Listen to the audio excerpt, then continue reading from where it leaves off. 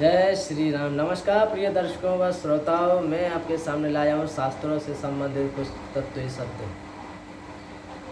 जो कुछ कहूँगा मैं शास्त्रों से ही कहूँगा, मेरा उसमें कुछ भी मत नहीं है। शास्त्रों में मैंने जो पढ़ा है वही मैं आपको बताऊँगा और वही सत्य है। बात करेंगे हम प्रकृति के बारे में कि प्रकृति किन किन गुणों से बनी है। प्रकृति 3 गुणों से बनी है। वो 3 गुण कौन कौन से हैं? सत्वगुण, रजोगुण, तमोगुण। इन 3 गुणों से प्रकृति बनी है और सत्वगुण, रजोगुण, तमोगुण, इन तीनों की वृत्तियों के बारे में हम आपको बतलाएंगे। सत्वगुण वृत्तियों के बारे में हम आपको बताते हैं। सत्वगुण की वृत्तियाँ क्या हैं? मन संयम, इंद्रियां निग्रह, सत्य, विवेक, तप, दया, स्मृति, लज्जा, श्रद्धा, पाप करने में संकोच, क्रोध न करना, आत्मरति, दान, विनय और सरलता। अब बात करेंगे हम आपसे, कहते हैं मन संयम। मन संयम क्या है? मन संयम माने मन कंट्रोल। मन को किसी कार्य विषय में दृढ़ता से स्थापित कर देना। मन को किसी कार्य विषय में दृढ़ता से स्थापित कर देना, तो मन संयम रहेगा, और नहीं तो ये भटकता रहेगा। मन अति चंचल होता है। मन को अगर बांधा जाए तो हमें अपने मन को किसी न किसी कार्य में लगाए रखना होगा, तो ये मन संयम हो सकता है, अन्यथा नहीं हो सकता। मन संयम यही है कि मन को किसी न किसी कार्य में लगाए है रखो, यह है मन संयम। बात करेंगे हम इंद्रिय निग्रह के बारे में। इंद्रिय निग्रह क्या है? इंद्रियों के बारे में आपने पढ़ा होगा कि इंद्रियां क्या है और इंद्रियां कितने प्रकार की होती हैं। यह हम आपको पिछली वीडियो में आपको बता चुके हैं। बात करेंगे इंद्रियां निग्रह। जो अपनी इंद्रियों को अपने अंदर समेटे रहता है, जो अपनी इंद्रियों को अपने अंदर समेटे रहता है, जैसे कि कछुआ अपने सारे अंगों को समेट लेता है, वास्तव में वही इंद्रिय निग्रह है जिसने अपने इंद्रियों को अपने वश में कर रखा है, जिसने अपनी इंद्रियों पर विजय प्राप्त की है, वो जितेंद्रिय भी है। यही है इंद्रिय निग्रह। अब बात करेंगे हम विवेक की कि विवेक क्या है। विवेक वो नहीं है जो आप समझ रहे हो। बहुत से लोग समझते हैं कि जिसके अंदर समझदारी हो वो विवेक होता है। विवेक वो नहीं है जो आप समझ रहे हो। विवेक तो वो है जो किसी बिल्ले को ही होता है। बताएंगे हम आपको विवेक क्या है। विवेक एक ऐसा विवेक है कि वो स्वामी तुलसीदास ने भी चौपाई में कहा है कि बिनु सत्संग विवेक न हुई, राम कृपा बिनु सुलभ न सोई। सत्संग के बिना विवेक हो नहीं सकता और श्री राम जी की कृपा बिना सत्संग मिल नहीं सकता। जब कृपा होगी तभी सत्संग मिल सकता। तो मैंने बहुत से लोगों को जाना है, बहुत से ऐसे लोग हैं और आसपास सत्संग होते भी रहते हैं, लोग वहाँ जाते भी हैं। आजकल तो सत्संग बहुत होता है, सत्संग में जाते हैं, कहीं वहाँ हो रहा है, कहीं वहाँ गए, वहाँ सुना, वो सुना। लेकिन मैंने लोगों के अंदर देखा है कि सत्संग का कुछ भी प्रभाव नहीं है, एकमात्र पॉइंट नहीं है सत्संग का उनके अंदर। भीड़ चाल हो गई है, कोई जा रहा है तो वो हमसे मिलने वाले हैं, उन्होंने हमसे कहा कल आपको चलना है सत्संग में, उनका सत्संग होता है तो उनके संग चलेंगे। लेकिन वहाँ पर जो बात हुई, उन बातों का हमने बिल्कुल अपने अंदर ग्रहण नहीं किया, उन शब्दों को हमने अपने अंदर ग्रहण नहीं किया, अपने जीवन में हमने उन शब्दों को नहीं उतारा, तो सत्संग का महत्व क्या? कुछ नहीं। पहले तो हमें सत्संग को जानना होगा कि सत्संग है क्या। बहुत से लोग बताते हैं कि सत्संग ये होता है, सत्संग का अर्थ ये होता है। मैंने संतों से सुना है और शास्त्रों में भी पढ़ा है कि सत्संग क्या होता है। सत्संग वो है कि जो सत्य पर चले।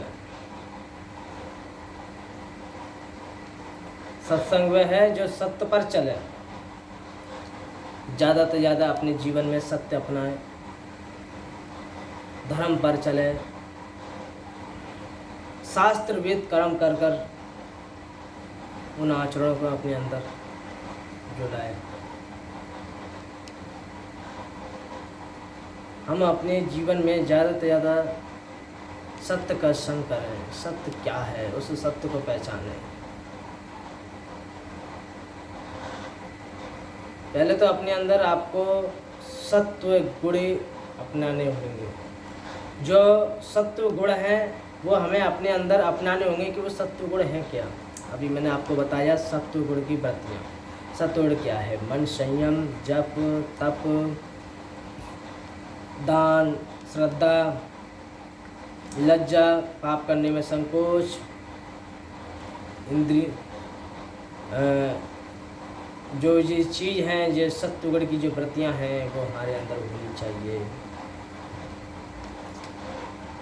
इन सत्वगुण की वृत्तियों में हम जब चलेंगे तो हमारे अंदर एक सत्य, अलौकिक सत्य, वो सत्य होगा जिससे ये दुनिया प्रतिष्ठित है। उस सत्य से तो पहले हम उस सत्य को जानें कि वो सत्य है क्या।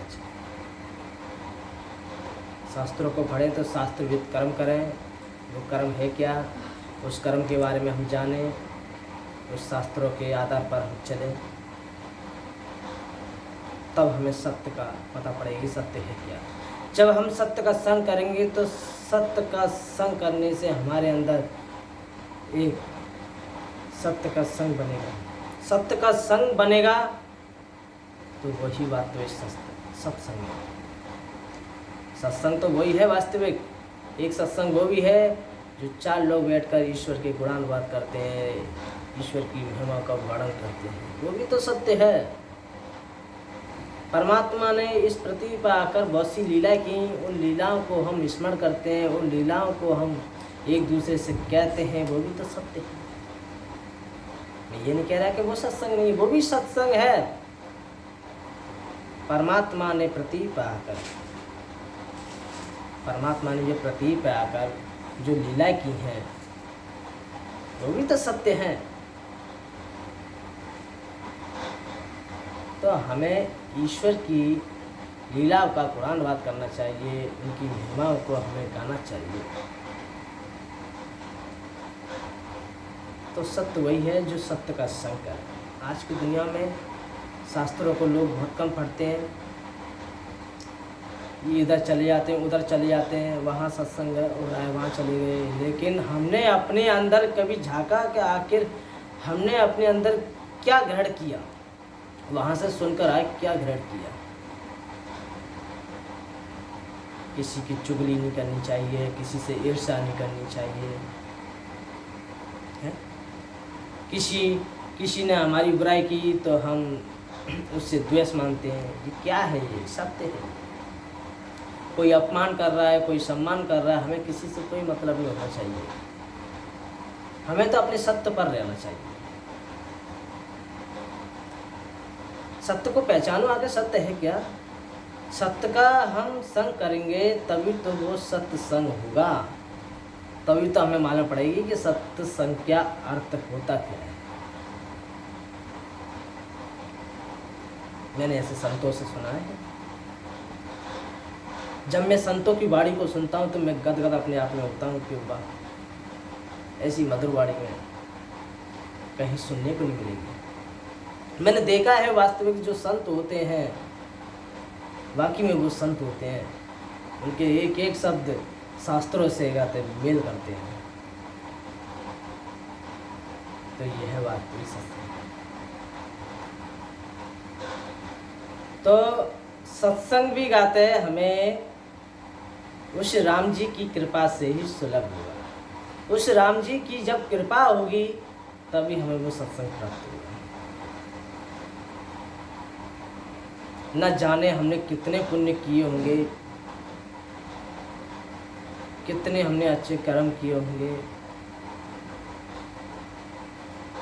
न जाने कितने हमारे भाग्योदय होंगे जब हमें ये सौभाग्य प्राप्त होता है, सत्संग प्राप्त होता है।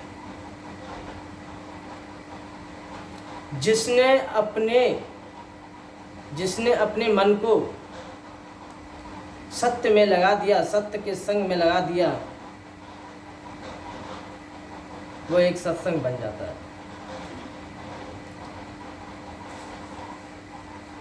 तो बात करते हैं विवेक की। वो विवेक क्या है? सत्संग के बारे में हमने जाना कि सत्संग क्या है। तो जो संसार की वृत्तियों को छोड़कर ईश्वर के प्रति जो प्रेम करता है, हम संसार की वृत्तियों को छोड़कर हम ईश्वर के प्रति जो प्रेम करते हैं, वास्तविक वो ही विवेक होता है। संसार की वृत्तियों में हमारा मन लगा है, मान प्रतिष्ठा में हमारा मन लगा है, ये करो वो करो, ईश्वर के प्रति जिसका मन नहीं है, प्रेम नहीं है, उसे विवेक हो ही नहीं सकता। विवेक तो वास्तव वही है जो संसार की वृत्तियों को छोड़कर ईश्वर के प्रति प्रेम हो। जिसने अपने आप को जागृत कर लिया वही वास्तविक प्रेम है। अब बात करेंगे हम आपसे सत्य की। सत्य क्या है? सत्य के बारे में हमने आपको बताया भी। सत्य धर्म है और धर्म ही सत्य है। गोस्वामी तुलसीदास ने भी कहा है, धर्म न दूसर सत्य समाना, आगम निगम पुराण बखाना। वेद पुराणों में भी कहा है कि सत्य से बढ़कर कोई धर्म नहीं और धर्म से बढ़कर कोई सत्य नहीं। तो धर्म को जानो कि आखिर धर्म है क्या। पूजा पाठ करना एक धर्म है, मंदिर में जाना एक धर्म है, माता पिता की सेवा करना धर्म है, अपने बीवी बच्चों के साथ रहना एक धर्म है, इस गृहस्थ में रहकर सांसारिक कार्यों को करना ये भी एक धर्म है। धर्म तो सभी हैं, लेकिन हमें अपने धर्मों को पहचानना होगा कि ये धर्म है, क्या धर्म है। वास्तविक धर्म को पहचान कर उस धर्म पर चले। पर हित सरस धर्म नहीं भाई, पर पीड़ा सम नहीं अधमाई। धर्म वही है जो दूसरों को दुख न दे, किसी को हमसे कष्ट न हो, हम किसी को सताए नहीं। धर्म वही है। और अधर्म वही है कि हम किसी को कष्ट पहुंचाएं, किसी को दुख पहुंचाएं, उससे बड़ा कोई अधर्म नहीं है। दूसरों को सताएं, उससे बड़ा कोई अधर्म नहीं है। इसीलिए हमें धर्म को जानना चाहिए कि आखिर धर्म है क्या। धर्म ही सत्य है, सत्य ही धर्म है। सत्य नित्य है, चेतन है, शाश्वत है, अविनाशी है। सत्य तो वह है जो आप और सब में जो व्याप्त है, वो सत्य है। जन्म से भी पहले वो सत्य था, मध्य में भी सत्य है और अंत में भी सत्य ही बचेगा। सत्य चित्त आनंद परमात्मा स्वरूप है। उस परमात्मा को जानो कि वो परमात्मा है,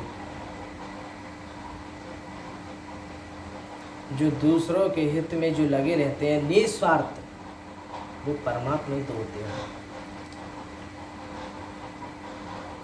वो परमात्मा है जो चार भुजाओं वाले हैं, वो तो परमात्मा है, वो तो ईश्वर है ही।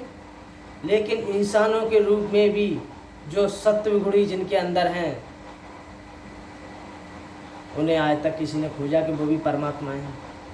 निस्वार्थ होकर दूसरों के हित में जो लग जाते हैं, दूसरों के हित में जो कार्य करते हैं, कोई स्वार्थ नहीं होता उनके अंदर, वो भी तो परमात्मा ही होता है। पर आत्मा पर दूसरों के हित में जो काम कर दिया है, दूसरों के हित में जो लगे रहते हैं, वो भी तो परमात्मा होता है। महात्मा किसे बोलते हैं? जिसकी आत्मा महान है, उसे तो महात्मा बोलते हैं। जो इस पृथ्वी पर ईश्वर की भक्ति कर कर, ईश्वर में ध्यान लगाकर और अंत समय उन्हीं में विलीन हो जाते हैं, जीवन में कुछ अच्छे काम करके जाते हैं, वो महान आत्माएं होती हैं, उन्हें महात्मा बोला जाता है। अब बात करेंगे हम तप की। तप क्या है? कई वर्षों पहले ऋषि किसी निजी स्थान पर, किसी शांत वातावरण स्थान पर जाकर तप किया करते थे, ध्यान लगाया करते थे परमात्मा का। उस परमात्मा का ध्यान लगाया करते थे और इतने ध्यानस्थ हो जाते थे कि उन्हें ये भी नहीं पता था कि हम कहाँ बैठे हैं। इस आत्मा का परमात्मा से जब संबंध हो जाता है, योग हो जाता है, उसे तप बोला जाता है। वही तप है। लेकिन आज वो तप किसी न किसी में ही होगा, कोई बिरला ही होगा, लेकिन आज तक हमें किसी को पता नहीं कि आखिर वो है कि नहीं। पहले सतयुग में मिलते थे, त्रेता में मिलते थे, द्वापर में भी हमने सुना है, लेकिन कलयुग में किसी ने सुना होगा, लेकिन हमने तो अभी तक नहीं सुना। आज का जो तप है वो मैं आपको बताता हूँ। संतों ने जो कहा है, शास्त्रों में भी गाते जगह कहा है, वो मैं आपको अपना मत कहता हूँ, संतों का मत कहता हूँ। तप आज के समय में वो तप है, चौपाई में आपसे चौपाई से ये विस्तार करके मैं आपको बताता हूँ। गोस्वामी तुलसीदास ने चौपाई में भी कहा है, कलयुग केवल नाम अगारा, सुमर सुमर नर उतरे पारा। अपने अपने अनुसार, अपनी अपनी बुद्धि के मत से लोग इसका अर्थ भी निकाल लेते हैं। जो मैंने जाना है, जो मैंने समझा है, उसी को मैं आपको बताऊँ। कलयुग केवल नाम अगारा, सुमर सुमर नर उतरे पारा। कलयुग में जो ईश्वर का नाम लेते हैं, हर समय नाम लेते हैं, वो एक न एक दिन इसी भवसागर से पार उतर जाते हैं। सत्य है ये बात, ये बात सत्य है। ये पांचवी भक्ति है।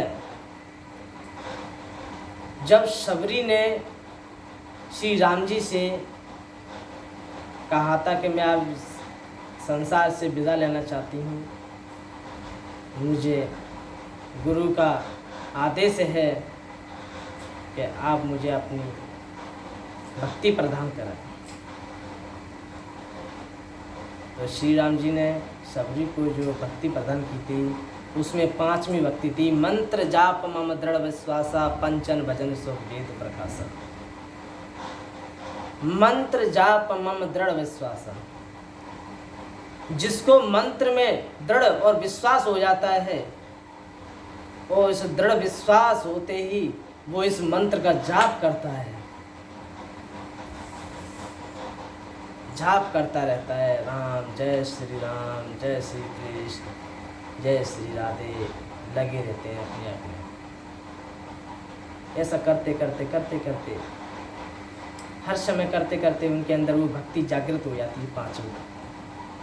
वो जो पांचवी भक्ति आती है, मैं जहाँ तक कहता हूँ कि जो पांचवी जो भक्ति होती है, कहते हैं कि ऐसे 9 प्रकार की जो भक्ति हैं, उनमें से अगर कोई बंदा कोई व्यक्ति एक भी भक्तिगत प्राप्त कर ले तो 9 भक्ति अपने आप स्रोत आ जाती है। एक भक्ति करके तो देखें, 9 भक्ति उसे अपने आप ऑटोमेटिक प्राप्त हो जाएंगी, ऐसा संतों का। तो कलयुग केवल नाम अगारा, सुमिर सुमिर नर उतरे पारा। अगर जो व्यक्ति कलयुग में भी हर समय ईश्वर का नाम जपता है, हर समय नाम जपता है, वो भी तो एक तप है, वो भी तो तप है।